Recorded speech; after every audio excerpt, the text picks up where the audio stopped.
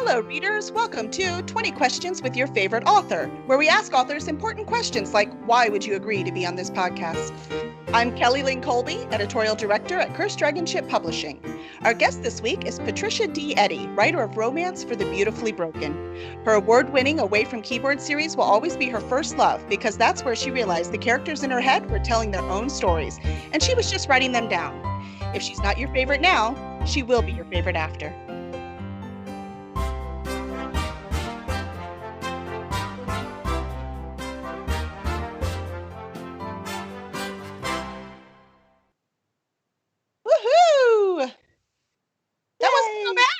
Pretty good. That was awesome. I have to say, I got the timing pretty good. Yay! Dave agrees. I know I'm awesome, right, Dave? But I have somebody even more awesome, Miss Patricia D. Eddy. How are you this evening? I am good. How are you? Not too bad. I think you're our earliest guest because you're on the Pacific Coast, right? Yes. Nice. That's why we chose 8 p.m. Central so that we could get, all the continental U.S. at least. Yes, I very much appreciate that. Working my day job is we work across lots of time zones, and yeah, there are days that I'm in meetings at 8:30 at night and 7 o'clock in the morning, and yeah, it's you do it because you know that's fine, but it can be tiring. It can be tiring. So why don't we get started? We'll always do our first question. Oh, before we get started, I want you to know Spikette says that she loves your hair. Thank you. You do have awesome hair. You always have. Let's see. All right, first question, our very important one, because this is what readers always want to know, and that is, where do you get your ideas from? That is probably, it's always one of the hardest questions for me to answer because a lot of them, I end up, I'll wake up in the middle of the night and I will have had a dream, and 5 seconds of that dream will then lead into 6 different books. It'll just be one scene or one little tiny bit of dialogue or one character picture of, one of my heroes doing something heroic, and that leads into, the whole thing. I can build an entire book around one scene, as opposed to trying to, and it's always surrounding the character. So I mean, all of my novels are character driven, and then the character is what gives me the plot.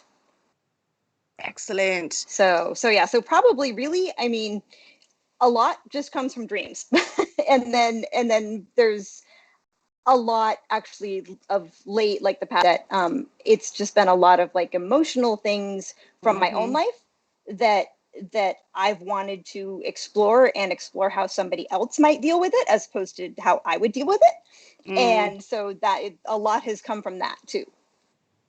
Interesting. Well, those are great places. It's hard to sleep though when the ideas keep waking you up.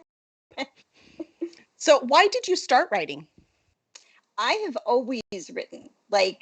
I have one of my earliest memories is being sitting at my parents' kitchen counter on a typewriter, an actual typewriter, and banging out a 1-page story that was probably horrible because I was 8 or 9 or whatever. But I've always written, and or off and on always written, and I stopped for a while just because college and stuff and life, and then real life. Yeah, exactly. And then I realized that I was not in a good mental place, and so then I started writing again to get myself into a good mental place. And that's when I really started oh, okay, maybe I could do this thing. Maybe I could actually write a book and publish it and do this a lot. So, and you have, so good choice. Yes. Hey, Miss Ash is on. Hi, Ash. And she wants to know, does writing play out like a movie while you write, or do you plan ahead? So a little of both. I definitely in my head as a movie. There was that whole, I forget exactly when it was, but it was either last year or the year before. There was that whole question about, do you think in words in your head, or do you think in pictures? And it was all shocking. It was all over Facebook. And people had no idea that other people didn't think the same way they did. That's what it just all stuck in my head. I have words running through my head 24 hours a day, 7 days a week, like even when I'm sleeping. And Me usually too. a Yeah. couple of tracks of them, like laying over one another. Correct. And some of them are very repetitive. Yes. And some of them are very annoying, and some of them are very hard to Ignore. deal with while you're trying to concentrate, but yeah, Exactly. whatever. So I see the individual scenes as a movie, and then but I do like loosely plot, like I call myself a plotzer. So like half plotter, half pantser. Nice. Like if I try and give myself like a whole detailed outline, it goes badly. Like I just, it's kind of like forcing myself to stick to a schedule and doing things at, okay, I'm going to do this at 1 p.m. and this at 2 p.m. and this. No, that just makes me want to do nothing. Yes. Plotting does the same thing. Like, you give me a strict plot and I'm like, no, my characters are just going to take off and do their own thing. And yeah. But I do restraining. exactly. So like I'll plot out like the first, like a sentence or two for each of the first like 6 chapters. And then when I finish that, then I'll maybe do a sentence or two for the next 6 chapters. And because it allows my characters to take over whenever they want and tell me to, go jump off a bridge and let them do what they want to do, whether or not I want them to do it. Excellent. That makes sense to me. You've explored many different genres, but romance is always at the heart of the story. Why do you gravitate to romance? I like the happy ever after. Obviously, I mean that it's all romances need to have a happy ever after. But what I really like is exploring the relationships between my characters. And I mean, I could write something that wasn't a romance that would explore those relationships, but I want them to be happy. I mean, I wouldn't fixate on a character or live with a character in my head for years if they weren't going to eventually end up being happy. So and not all of them, like some of them are happy for a long time without finding someone, but at the same time, like eventually I want them to come to some form of logical I don't know, conclusion. And the romances feel good. Romances, they take us away. They make us think that even if right now things are not so happy with us, if we're having a hard time, romances make you think, okay, things can get better. And so yeah, that's pretty much it. I mean, I do eventually want to like write some psychological thrillers that maybe don't have romance in them, or at least don't have much romance in them. But at the same time, like even those, they probably still have some. Right. I mean, they kind of have to, right? I mean, it's part of life. Well, Steven says that he really enjoys your covers and wish he looks like half of them. So how do you choose your covers? Where does that come from? So it's kind of a mix. Like some of them, I have one particular photographer that I love, because he promotes his authors. He's a really nice guy. He's always like, he's super easy to deal with, and he has great models. So a lot of them, like lots of times I'll just go browse his site. Like if I'm working on, because a lot of my books are like ensemble casts. And so if I'll bring in a new character, and before I bring in that new character, I'll go look at Paul Henry Serres's photography site and go, okay, does he have any models that I think that I like the look of and I think I could make work for this character? And sometimes I'll just start with that. That's so clever. Other times I'm completely caught off guard, like I was last week when my cover designer contacted me and said, hey, we're doing this next cover. I need the image. And I'm like, I have no idea. I have no clue. I mean, I know this guy has dark hair and he's not overly bulky. All right, well, Paul, what do you got for me? So that's awesome. Yeah. That's clever. Yeah, they're gorgeous. So I like that. We all do, right? Yeah, I like the way you describe romance too. because I think a lot of people see us, reading romance and they're like, oh, it's just about the sex. And we're like, no, it's about the hope. So I like that. I like that you did that. It is about the hope. It's about that positive aspect to it. It's not, I mean, if we just wanted sex, it's everywhere. It's not about this. Exactly. Why am I going to read that much to get to the sex? That's not what it's about. Right. I mean, mind you, that's still a good part, but that's not what it's about. Right. Exactly. And like, really, quite honestly, like, if you talk to most romance authors, will tell you, we get really sick of writing sex scenes. Like, there are a number of times that I'll be writing along and it'll just be insert sex scene here, because I'm like, I just can't deal with this right now. I've got a headache. I am not in the mood. I'm not going to write the sex scene. I know it Write goes it later.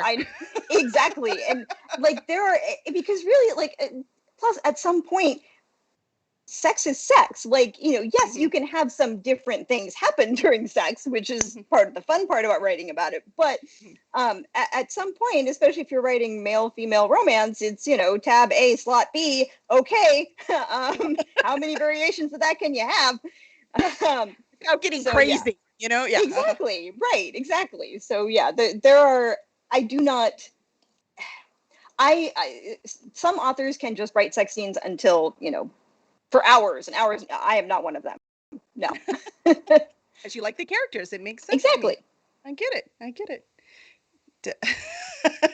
Steven says for now on, he's always going to say tab A goes in slot B, and that's how he's going to explain it. You do have a 5-year-old. Eventually, Steven, you're going to have to explain it. Now you got it. It's done. Exactly. Yeah. Very simple. Solved. All right. So question, in your Elemental Shifter series, you pair up werewolves with elementals. Why did you choose a twist on these two prototypes? I just like doing things that are slightly different. I've never wanted to be the let me fit the mold that everyone else fits into. I mean, obviously my hair is blue, okay, and gray. The gray is me. It looks natural though. It looks like it's supposed to be that color. I love it. The blue is covering up the gray. But yeah, I mean, I don't want to be cookie cutter. There are plenty of authors, and it's not saying anything bad against those authors. Like, cookie cutter is good in a lot of ways, because like it sells. Like, there's a reason that werewolf novels sell, and when it's just werewolf human, werewolf, or werewolf, there's a reason that there's a reason that everything popular sells. And I like challenging myself, and I like just being like, I don't want to be so different that nobody understands what I'm writing, but I just want to be that just slightly different, that different twist. Like, my vampires are not actually dead. Because science, if they don't have a heartbeat, then there's no blood that goes to their brain, so then they can't learn anything. So that just doesn't make any sense. Like, but I still love reading them. Like, I will read a dead vampire, forever. But when I decided to write one, I'm like, no, I'm going to twist this up because I want to write a vampire that has a heartbeat. Like, we can figure out the rest of the mechanics later, but no, he's at least going to have a heartbeat and he's going to breathe. Because, Yep. Totally agree. Makes sense to me. Yeah. I love it. So what project that's in progress or not started are you most excited about? I know there's so much. I know. And I'm kind of like, I have two. Like, the first one that I'm really excited about is in my Away from Keyboard series. I'm writing the first male romance in that series. Nice. Because I firmly believe love is love. Everybody deserves a happy ending. And I want to normalize the fact that, you can have love in all sorts of different forms.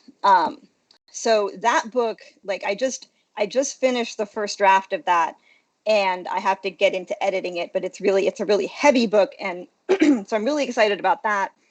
And then the other thing I'm really excited about is I'm actually trying, and it's going to be under a pen name. Not that I'm hiding this at all. I'm trying a paranormal rom-com. So how fun! Yeah. So that comes out at the end of March, and I'm really curious. Like, it's just, that's what I go to when I just like, I need a break. I need a break from the heavy stuff. I'm going to go write something light and funny, and there's still a serious undertone, but still I get to be all snarky and have the hero and heroine just, go, just be like, she turns him into a lamp in the first scene. So like, she's a witch, and she turns her blind date into a lamp. So lampshade and everything. And like, okay, that just, yeah. I'm really curious about what he did to deserve this. So I'm very curious now. Yeah. Nothing. She's just a very bad witch. She does not know how to use her magic. Oh, it's an accident. Okay. That's even better. Yes. She did not mean to do this. And then all of a sudden she's just sitting across from a lamp wearing glasses. And I'm like, okay, yeah. And like, that's how I started that book, is I just had this scene in my head of this witch staring on a blind date, and all of a sudden her date turns into a lamp. I'm like, that's going to be hilarious. Okay, I can build a book around that. Just for the record, in my head, I'm hearing Urkel. Did I do that? It makes completely different spin on that character. Yeah. That's awesome. That one sounds fun. So let's see. So you've gotten high praise for your writing, including a starred review in Publishers Weekly. I feel like I'm talking to a superstar right now, because I saw it in my Publishers Weekly. I was like, oh, I know her. It was so cool. And that was on his 6, right? Yes, that was very exciting. Hang on, I actually still have a cat in the room. And I he thought wants you evicted them. I evicted 2 of them. So I just told my husband to come evict the 3rd one. So anyway, yeah. Like, I tried. Yes, exactly. Well, he was asleep, and so I didn't even know he was there. And yeah. So anyway, but yeah, that was, I was shocked at that, and very, very surprised and very pleased. That was a very good day. I was so happy to see that. So I'm wondering, what do you do to improve your craft? I read. I mean, I think that's the best thing that an author can do, really, is to read, and to read a lot of things. Like, I read a lot of things that I don't like, but at the same time, like, that teaches me, okay, well, what don't I like the sound of? What don't I like? What types of plots do I like and do I not like? What types of characters? And then I read a lot of things that I do like. And I listen to a lot of audiobooks too, mostly nonfiction for those, but like, just hearing the written word is completely different and stimulates a different part of your brain.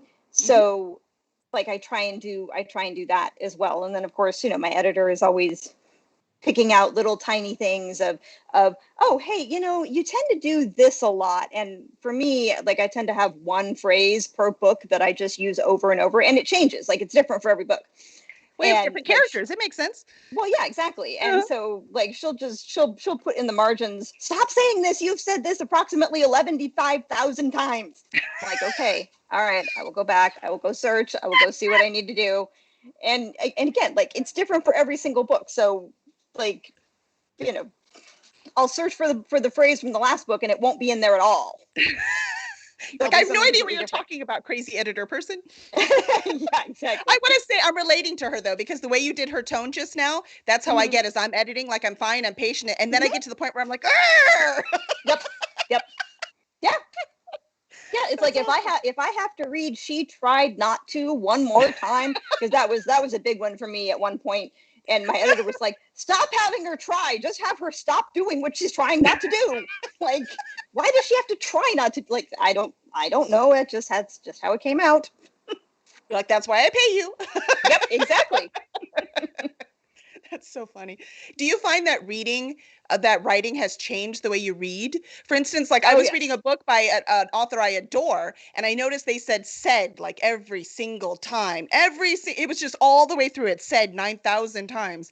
And I know they say readers don't see it, but I saw it. I saw it everywhere, and it drove me crazy. Yeah. I think editing changed the way that I read more than writing did, but writing definitely does. I mean, it just, you just start to notice more things. And especially if it's something that you have recently spent time working on. Like, if it's a technique that you've tried to do or that you finally figured out, okay, now I know how to effectively communicate in this particular way. And then you read a book where they can't. Whereas if you'd read it 6 months ago, when you didn't know how to do it either, you would have been fine with it. Right. But now, like, it just stands out like a, glaring neon sign flashing at you. So yeah, and a lot of times when that happens, like, I'll switch to the audio version of the book because it doesn't, like, it's again, it's a different part of your brain. And so it doesn't, things that bother me in written words do not bother me in audio, and vice versa. So it's really interesting just to see, just to see the difference. That's very clever. Let's see. So if you could spend the weekend with one of your characters, who would it be and where would you go? Oh, and you've got some good ones. I'm looking for something really fun here. Yeah, it would be one of the AFK guys, definitely. It would be either Riker or Dax. Probably Riker, just because he's always sort of been my favorite. Dax is a very close second, and I have people in my reader group who battle back and forth over which one is better. Are those both Star Trek names on purpose? I don't think so. I mean, Riker did, yes, kind of come from Riker. Just because I think I'm not really sure why that had stuck in my head. Because I mean, but yeah, I do think Riker did sort of come from Riker, but Dax, no. Dax, I don't know where that came from. I think I just wanted something short and punchy. Not until you said them together in the same sentence did I even think about that. So I was just like, Yeah, neither did I. I mean, yeah. I'm going to go through and look at all your main characters now. Okay, I'm sorry. So you would spend time with Riker and Dax. Yes. Yeah. I don't know where, I mean, see, they don't go a lot of places. And that's part of that. I mean, part of the reason I wrote both of those characters is they were both, very like introverted, very damaged, they did not think that they were worthy of love. They did not think that they, like, neither one of them would have a conversation with somebody that was not the bare minimum number of words. Like, if they have to use more than 5 words to communicate an idea, that's too many words for them. Like, at least until they meet their love interest and realize that, okay, they can, loosen up a little bit and Rye's been in every book after his, and even showed up in another one of my series, because they're in the same world. And so now he actually talks, and in the book I'm editing right now, I mean, I actually have a character say, I think this is the most I've heard Riker say in any one sentence when he wasn't barking orders at somebody. But so Riker runs a kidnap and ransom firm, and so probably I would go on a mission with them, because I just think that would be totally cool and really scary, but totally cool. And if I was with him, then it wouldn't matter that I am, relatively out of shape and have no idea how to rappel down a building. Yeah, so I was going to say I would be in until the first set of stairs. Then I'm like, go without. Oh. Well, I mean, so Riker's almost 7 feet tall, and I based him off of the rock. So he would just carry me. I mean, so yeah, I mean, he's super, he's practically Superman, but human. There's no paranormal in that series. So yeah, I mean, talk a lot. Hold on, I'm picturing my perfect guy. Hold on, let me. All right, Zaphod, don't get jealous. He's like, that's okay. I'm picturing my perfect girl. It's fine. Oh, that's fun. Oh, let's see. Jacob has a question. He wants to know, do you feel pressure to include sex scenes in your romances? Yes, I do, because I see a lot of, I'm in a number of Facebook groups. I mean, just about every author is. And I see in some of the romance groups that that people do complain when there aren't sex scenes in a romance. And I don't write a lot of sex scenes. I wouldn't necessarily classify my romances as slow burn, but they're medium burn. Higher tension, less actual sex, at least for the most part. Just because, again, it does get tiring to write sex scenes, and I want to focus more on the relationship. But the fourth book, in the last book in the Elemental Shifter series, it sort of by nature, there was no way they could have sex. There is no sex in that book. There is some kissing. There is sex in the epilogue. That's the only place I could fit it in. You're like, I must put it in. It's got to have one sex scene. Like, I have to do it. But even that, like, it's barely, like, it's half a sex scene. But that's how the plot worked out. And because it's paranormal and because it's the fourth book in the series and it completes the series arc, I'm hoping that people will largely forgive me. But you'll be crying anyways, because it's the end. Exactly. And I figure I'm probably going to write a couple bonus epilogues that are like, 6 months down the road, and I'll throw a sex scene in there or something like that. But yeah, I mean, people do expect, there are just as many people who expect there to be X number of sex scenes in a book versus people who skip over said sex scenes because they're just sex scenes and they're only interested in the relationship building. Like, it's almost impossible to make everybody happy. And so you just do your best and figure, okay, well, if you don't want to read a super detailed sex scene, then you can just skip this because, it's a sex scene. And some people do. Like, again, I mean, I have friends who have read my books who've said, yeah, I mostly skip over the sex scenes because that's not why I read your books. I read your books for the characters. So, like, okay, sure. I don't have a problem if you skip over the sex scenes. Go for it. You're like, do it, man. Just keep reading. Yeah. It's all great, man. Just for the record, when you said you were going to put in half a sex scene, Henry wants to know which half. Oh, my. So I was laughing. Sorry, it wasn't at you. It was at him. It's okay. And Jen Favey, she says, or he says that we love the dirty stuff too. So. Oh, yes. Yeah, and they said it's like a good action movie with a love interest. So, yeah, nicely balanced. Mm-hmm, mm-hmm. Yeah. So, let's see. I don't know if do you know Jen Favey? Oh, yes. Yes. There you go. She is one of my audio listeners. Nice. And if you ever want an audiobook recommendation, she has lists. She has many, many, many lists. She is awesome. I'm going to have to friend her. We'll get going. I think she followed. So thank you, Jen. We'll see you. If you have any more questions, don't forget, pop them in the chat. Let's see. Who has inspired you along the way? So I try to be as much, my own writer as opposed to like, taking from like I don't necessarily like read a lot in my genre. I write in multiple genres. So when I'm writing romantic suspense, I read paranormal. When I'm writing paranormal, I read romantic suspense. Just because otherwise, because I don't want to just subconsciously have something slip in that I read somewhere. Like I always worry about that. And even if, I would never do it intentionally, I just worry that like sometimes like something's just going to stick in the back of my head and I'm going to end up doing something that's too similar to somebody else that I respect. Mm-hmm. So I would say probably, I think my biggest inspiration was actually Lindsay Buroker. And nice. If you, like she does steampunk, she does sci-fi, she does like space opera, space fantasy. But she was the first self-published author like that I knew was self-published that I read, and I loved her Emperor's Edge series, and like book 1 is free on Amazon, and like that series, like everything about that series, like I actually have not finished reading the series. It's been finished for like 7 years. I refuse to read the end of the last book because means it's over.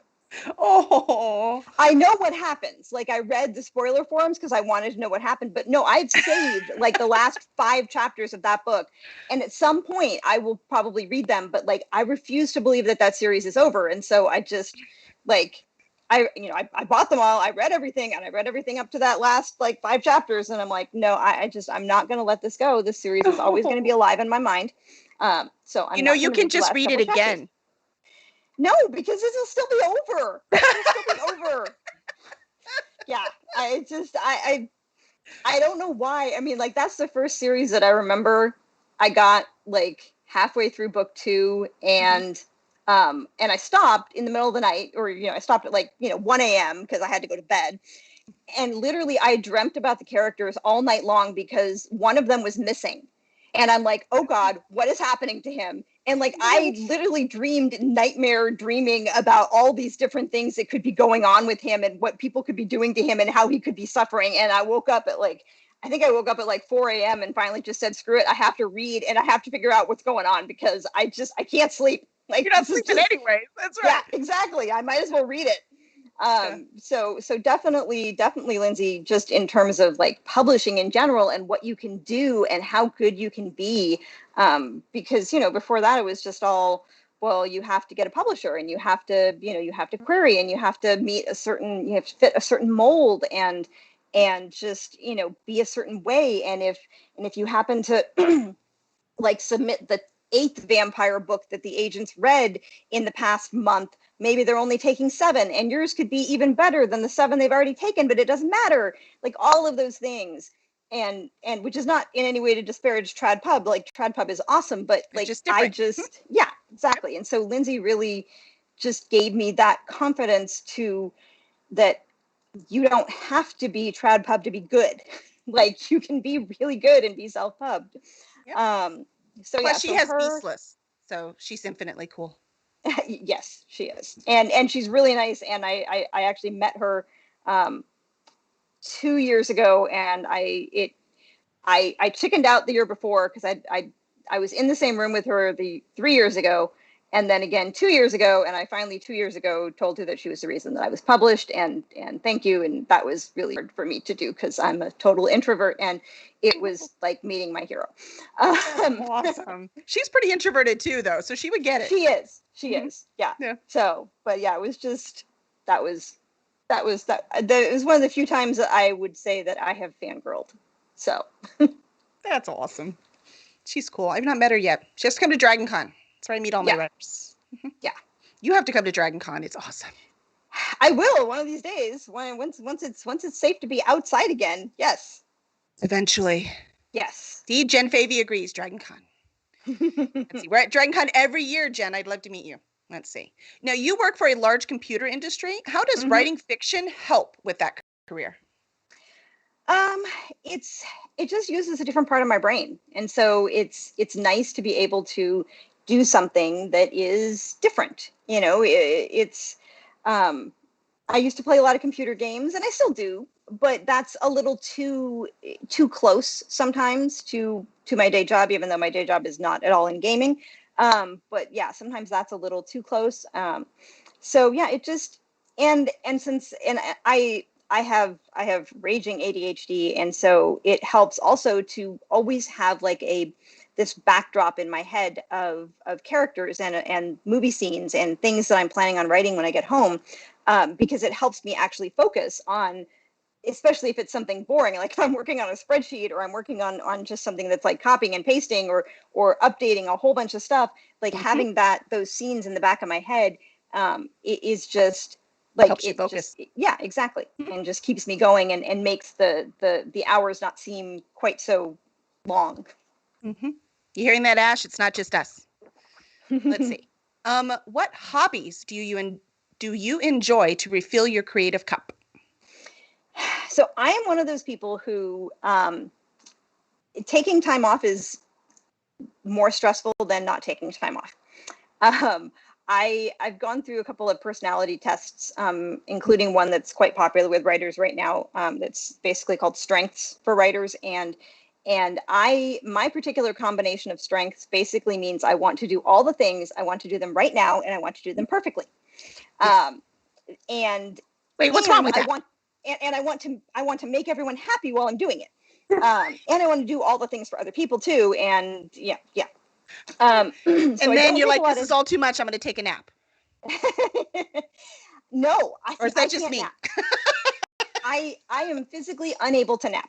Wow. Yeah, it is. I wish I could nap. I so wish I could nap. I've finally gotten to the point where I can like meditate for an hour with music on, but I cannot nap. Like even that, I will not fall asleep. Doesn't matter how tired I am. Wow. But things that I do, like if I have time off, I paint rooms in my house. I refinish things. I scrape paint off my front door and completely redo it. I'm about to embark on trying to restore. My house is 130 35 years old or something like that. So Wow. my upstairs bathroom, literally the mirror, the medicine cabinet is original and the door is original. And so they have like 15 layers of paint on them. And they're And probably all lead. Probably a lot of them, yes. So yeah, I'm actually about to start like stripping the paint off of that very carefully and with lots of ventilation, so that I can like restore them back to, only having like one layer of paint, maybe two instead of 15, that just because you can tell. The door won't close anymore. There's too much paint. Yeah, exactly. And I mean, I do jigsaw puzzles. I color on occasion. I do a little, I'm trying to see if I can get back into cross stitching because I used to like that, but my hands don't always cooperate with me physically. And so who knows? We'll see. No, I laugh. You can tell when I cross stitch. I have that on my computer, the pattern. Mm-hmm. So I look with my glasses, the pattern. Oh yeah. And then I have to pull my glasses up to look at the cross stitch. And then I'm like, wait, how many was that? And then I have to pull them back down. Yep. And I do that over and over again the whole time I'm cross stitching. Yeah. And I really wonder how I ever did this when I was younger, but apparently. Right? Yeah. Exactly. But somehow or another it works. Yes, exactly. So let's see. I have a question. Mm-hmm. This is a very important one. Okay. Who is your doctor? Oh my God. Mm-hmm. This is important. And it's impossible. I mean, it is a three-way tie. I am sorry. Yes, it is a three-way tie. It's a three-way tie between 10, 11, and Jodie Whittaker. Jodie is pretty awesome, but yeah, I'm sorry. I mean, I just 10 was my favorite, and then 11 came, and at first I'm like, I don't know about him. I don't know. I mean, it was good. Like, I still liked the episodes, but like I didn't exactly. And especially like David's last couple of episodes, like you could tell he didn't want to go. Like you could just tell. And I was like, I cried so much in his final episode. And then 11 came, and I'm like, I just don't know. I think 10 is my favorite. And then somewhere around, I think it was somewhere around the Pandorica, all of a sudden 11 became like it. Like, if I'm going to rewatch, and I do, I mean, I rewatch Doctor Who all the time. Yeah. Maybe de facto that makes 11 my favorite, because if I'm going to rewatch it, I'm going to watch 11's. Like, I'm going to start over at the 11th hour and I'm just going to watch through. There you go. So. Yeah, I just restarted. By restart, I mean 2005. So I started with Chris Eccleston again. Yeah. And yeah, so I'm in Martha right now. So I'm in Martha age. Yeah. I liked Eccleston a lot better on the rewatch than I did initially. Like, I liked him just fine initially. Like, I mean, he was perfectly fine, but I appreciate him more on the rewatch because I can see more of the nuances. So 100% agree, especially after seeing the 50th anniversary. Yes. And for all of you who are not Doctor Who fans, y'all need to watch. I just want you to know, you need to get to it. Yeah. All right. Yeah. Okay. Let's see. We've got people shouting in here. We've got Tennant. That's my mom, of course. See, David's, and we've actually met him, like taken a picture with him. That was all because of her. And I love my mother. Now, Smashy number 9. She likes Chris. So she likes Chris. Good for you. Yeah. Oh, because he was her first. Yep. That's usually how it works, right? Yes. Oh yeah. I will say, I had finally started to like him when it first came out. And because I had never watched Doctor Who before. So I just started, I'm like, I really like this guy. And then he regenerated. And I was like, what? I was so mad. I didn't even watch the first season with David. I was so mad. Oh my goodness. I know, right? And then I saw a rerun and I was like, who is this guy? He's my favorite thing ever. So then I had to catch up and watch it all. So when David regenerated into Matt, I was like, I'm not making the same mistake. Yeah. I'm not doing that again. Yeah. Let's see. Did I never forget your first Doctor? 10, Rose, and Rose broke Ash. Yeah, Rose broke all of our hearts. That was that was a pretty tough. Yes. That was, but she came back. It was fine. Yes. But that's awesome. See, this was an important question. Oh, yeah. Oh yeah. And let's see, the other one I have for that's very important for this specific podcast is, what is your Mm-hmm. favorite flavor of ice cream? Ooh, that really depends. Like I go through phases. Right now I'm definitely in a chocolate phase. Hmm. But we have so much good ice cream in Seattle. Like, I mean, like we have ice cream shops in Seattle, like just like gourmet Baskin Robbins type things. Like, I mean, yeah, that there are so many. Like, I mean, sometimes I'm in a mint chip mood. Sometimes it's like butter pecan. Anything with toffee is awesome. But yeah, I probably like chocolate is just, I'm not a heavy sweets person. I like saltier things more than I like sweet things. So I think that's why I kind of gravitate towards chocolate, because it doesn't tend to be quite as sweet. Makes sense to me. Perfect. Chocolate it is. Now, a little more serious question, Mhm, because we've been friends for a while, so mhm. I keep up with what's going on. And you are a really outspoken proponent of mental health. And Yes. why is this subject so important to you? Because, well, for a lot of reasons. I mean, I mentioned earlier, I have ADHD, I have anxiety, I have a sensory processing disorder. Um, my husband is diagnosed as autistic. Um, my family is, never really was big on mental health. Like it's not like my parents ever, said no to mental health. But Mhm. like at one point, I mentioned to my mother, or I posted something on Facebook that, I saw a poster in my therapist's office, and it was, because when you get diagnosed with ADHD, you have to go to a therapist to get your medication. And my mother was just like shocked that I was going to a therapist, and was like, is something wrong? Like, no, nothing's wrong. This is all good.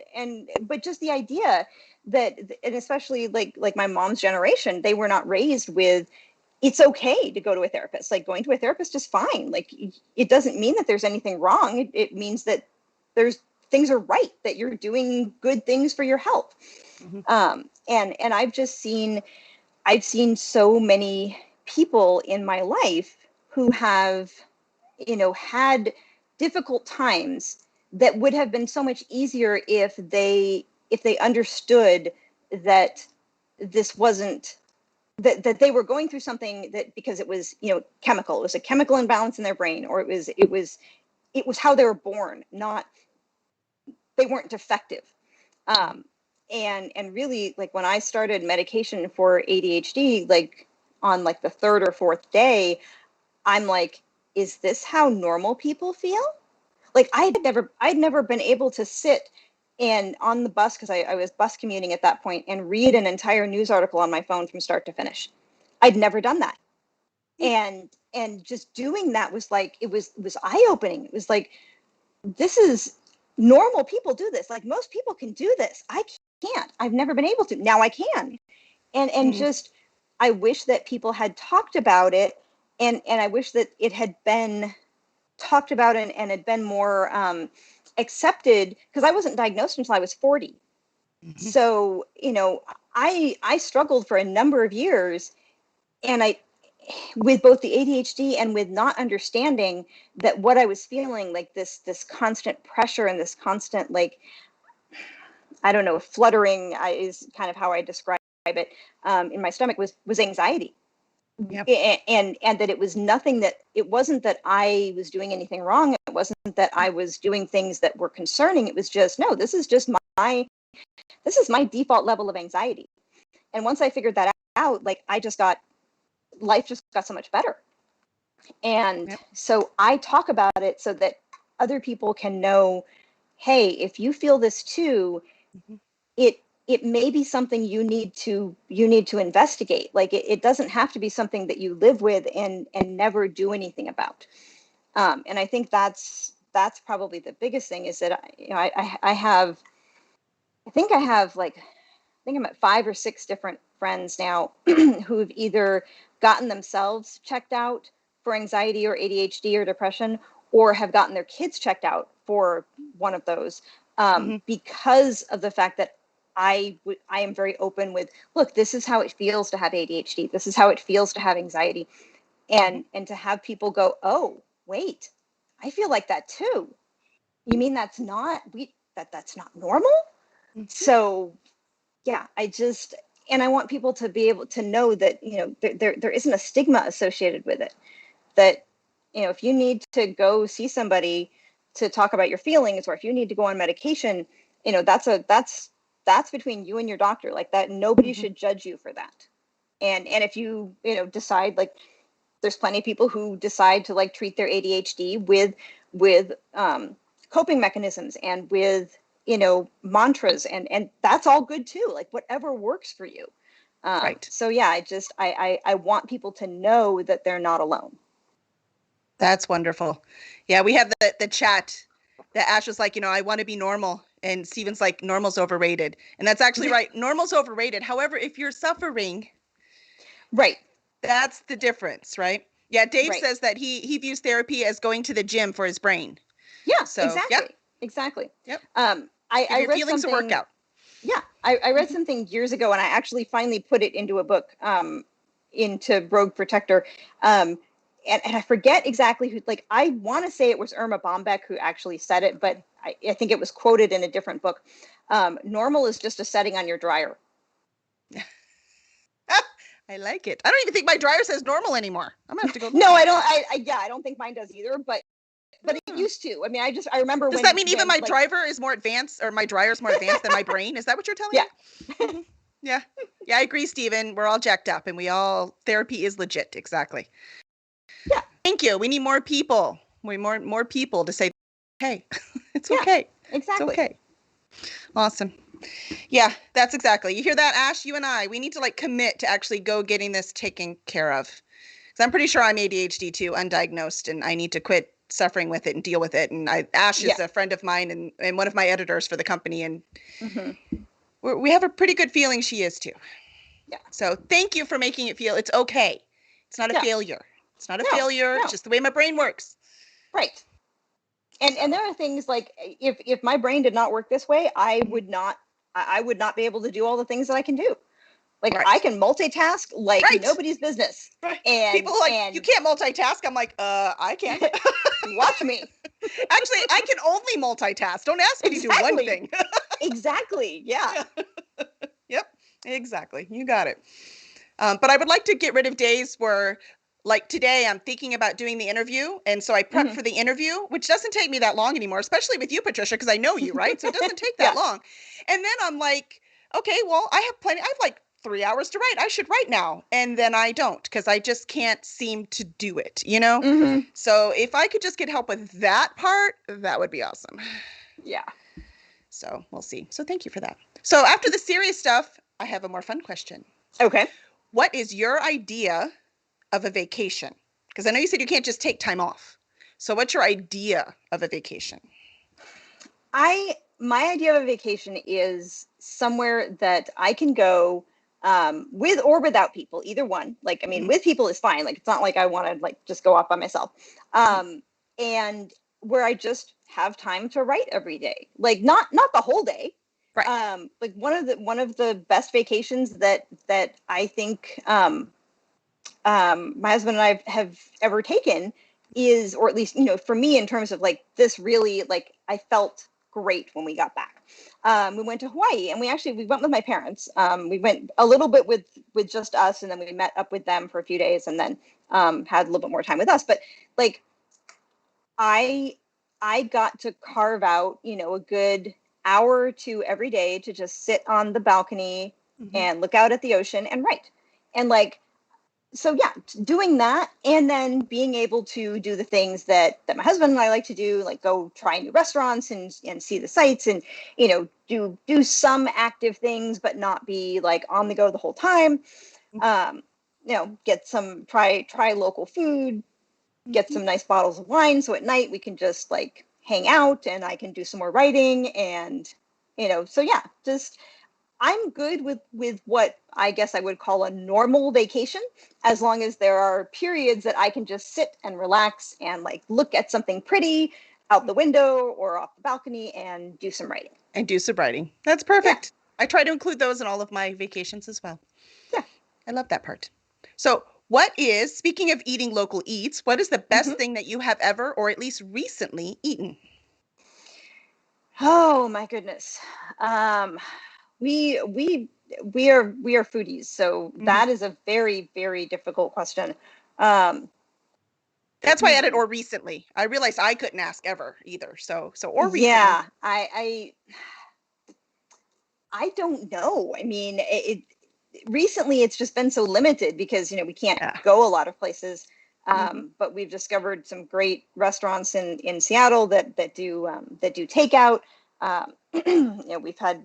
We've tried like 3 or 4 different types of pizza restaurants. I forget. I think the last one was St. Louis Pizza. I don't remember. It was square, but it Oh wasn't. yeah. Yeah, I don't even remember it, but that was awesome. We had And some then in Austin that was like that. No, I can't remember the name. yeah, um, but I would say hmm, probably one of the best meals that I ever had.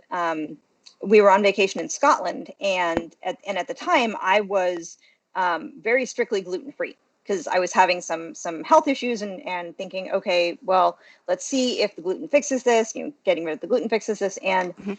and we went to this really nice restaurant that just happened to have an opening just for the two of us. And we only found out like 2 hours before that they could fit us in, Nice. and they had like they made me gluten-free bread, and it was awesome, and it was probably microwaved freezer gluten-free rolls. I mean, I don't care, but it was just the fact that they did that for That me was pretty awesome. on short notice, In and so that Scotland. in Scotland, so that I could have the same experience that my husband was having, because this was I don't know if it was a Michelin star, the only Michelin star in Scotland, or if it was, but it was some really super highly rated restaurant. Um, Wait. I'm going to tell you, if it was Michelin star rated, they don't own a microwave. So I promise you, they made that bread okay, for you.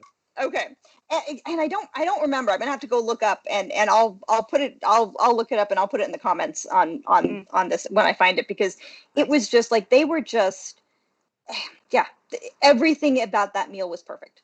Mm, So we had an awesome time. All the food was amazing. Yeah, it was just very, very memorable. that's cool. Yeah. UK is still on our list. We haven't been yet. Of course, that's what we do now, right? We sit Yes. and we dream about what we're going to do when we can do things again. Yes, Which exactly. is my next question. What is the Hmm. first thing you want to do when it's safe to do things again? Oh, I would like to see my parents. I haven't seen them in over a year. Mm. I would like to go to a book signing because Yes. I think I was supposed to go to like 6 in 2020. I way overbooked myself. I mean, so it was actually kind of, yeah. I before, like in February, I'm like, how am I going to get through this year? I don't know.